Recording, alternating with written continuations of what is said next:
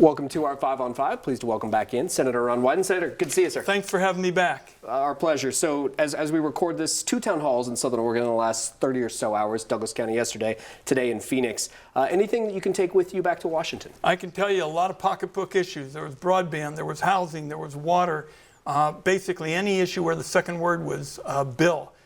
Medical bill, housing bill, energy bill, that's what people are talking about. We spoke a week ago today, right when we had just found out about President Trump being charged. Now we know 34 counts of falsifying business records in the first degree, all Class E felonies. Any new thoughts on this now, knowing that? Well, I can tell you that I got more questions about AM radio than I did about the former president. I was in counties that were bright red. I didn't get a single question about the president. Interesting. Idaho becoming one of the most extreme anti-abortion states just this week with a law restricting travel for abortions. Now, as we're recording this just a few minutes ago, there's a ruling about some abortion medications that you've been watching closely. What can you say about that? It's a very, very regrettable decision. The Texas judge suspended approval of this medicine essentially nationwide. He gave the government a chance to appeal for 7 days. There is no way that this decision has a basis in law. And the Food and Drug Administration must take whatever steps are necessary to ensure that this safe and important drug remains available to American women just as it is to women around the world. President Biden taking heat from many in your party for his administration's proposal yesterday regarding transgender athletes. To summarize it, in case our viewers don't know, and I'm sure you've heard about it, but just a little bit here. According to the AP, schools and colleges would be forbidden from enacting outright bans on transgender athletes, but teams could create some limits in certain cases, for example, to ensure fairness. What do you think of this? I'll have to look at the whole decision, but I just believe in the concept of non-discrimination and fairness, and people ought to have the right to make their own judgments.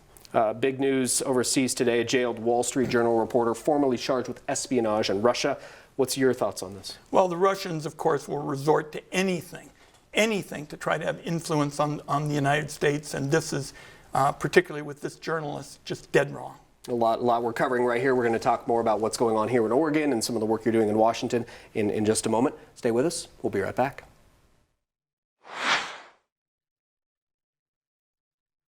Welcome back to our 5 on 5. Again, we're here with Senator Ron Wyden. Senator, we've talked many times about federal agencies and, or I should say, federal assistance for drought in the Klamath Basin. What are your thoughts about providing funding to address the irrigation issues here in Jackson County? Well, we've got to do it. The reason I've stayed on the Senate Budget Committee, that's the first step in terms of trying to get more aid to the farmers. Look, we've had a little rain over the last few days, but it is going to be hot and dry. That makes our area a magnet for fire. I'm going to be pushing very hard. I know Senator Merkley will as well for additional help for our farmers.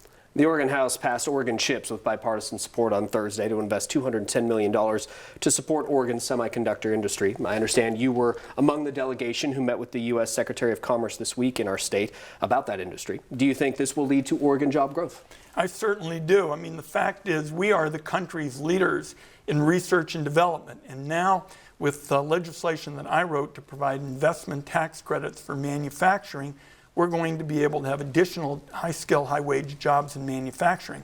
The exciting part of her visit is we also concentrated on students, because what you want to do, in addition to research and development and manufacturing, is you want to grow the workforce. So those high-skill, high-wage jobs are going to be available to students, and that we do it in an inclusive way so that people of a variety of education levels can have a chance to get those good jobs. As I said, the bill passed yesterday. The governor hasn't even signed it. We can probably presume she will, but do you know if any of those jobs could come to Southern Oregon? Well, what I've said is you've got people like Ms. Gomez who is making the case. She was on our program a couple days ago, and she made a really good case. I've got a couple of rural communities that are very interested in it. Of course, there'll be questions about the logistics and the transportation, but I never saw anything in this debate that said rural areas should be left out. Quite the contrary, I want them in.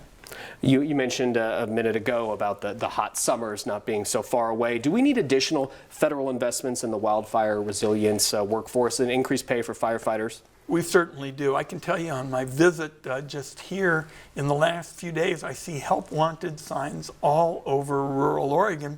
A lot of those help wanted signs are going to offer pay that's in excess of what firefighters can make. So we want to focus on that, and we want to professionalize the firefighter efforts, and we're going to do it. Senator, good to see you as always. Thank Thanks you. for having me back. All right, stay with us. We'll be right back.